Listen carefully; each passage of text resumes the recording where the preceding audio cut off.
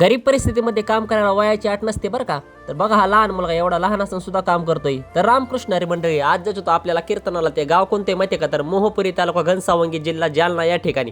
मग काय मस्तपैकी संस्थानवर पोहोचलो आणि आपल्या भगवान बाबांचं दर्शन घेतलं आणि निघालो खोलीकडे जाऊन पकवास घेतला बाहेर काढून. म्हणलं आता स्वरात लावून घ्या. पुन्हा तिथे गेलो कशाला झंझट. लगेच मस्तपैकी घेतला पकवास लावून आणि बाबांची गाडी लगेच या शेडमधून काढली बाहेर. पण बाबांची गाडी बाहेर काढल्यानंतर काय डायरेक्ट गाडीचा टायरच पंक्चर बाबा. मग काय लय डोक्याला ताण. तोबा तोबा तोबा, सारा मूड खराब कर दिया.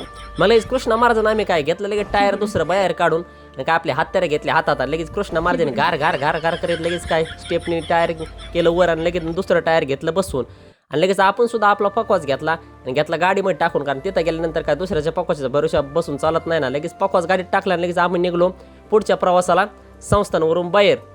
मग काय पुढे गेल्यानंतर पोहोचलो बीडमध्ये गेल्यानंतर छत्रपती शिवाजी महाराजांचं दर्शन झालं की असलं फ्रेश वाटतं ना. आता तुम्हाला काय सांगा, महाराजांचं दर्शन घेतलं आणि पुढे लगेच पंक्चरचं दुकानावर थांबलं. म्हणलं आता हे टायर आधी पंक्चर काढून घ्या, पुढे गेला नको त्रास.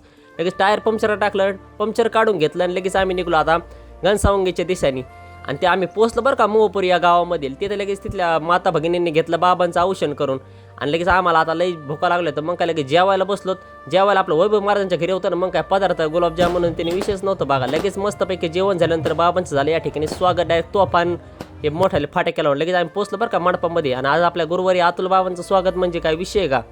ह्या लोकांचे भगवान बाबावर लई श्रद्धा आहे ना. लगेच आपण आज कीर्तनामध्ये कसं वातावरण केले बघा. आणि माझ्यासमोर आपले गोपाल महाराज बोडके होते बरं का. त्यांचं सुद्धा अतिशय सुंदर वादन होतं बघा. आणि गायनाला साथ म्हणजे महाराष्ट्रातील सगळे दिग्गज या ठिकाणी उपस्थित होते.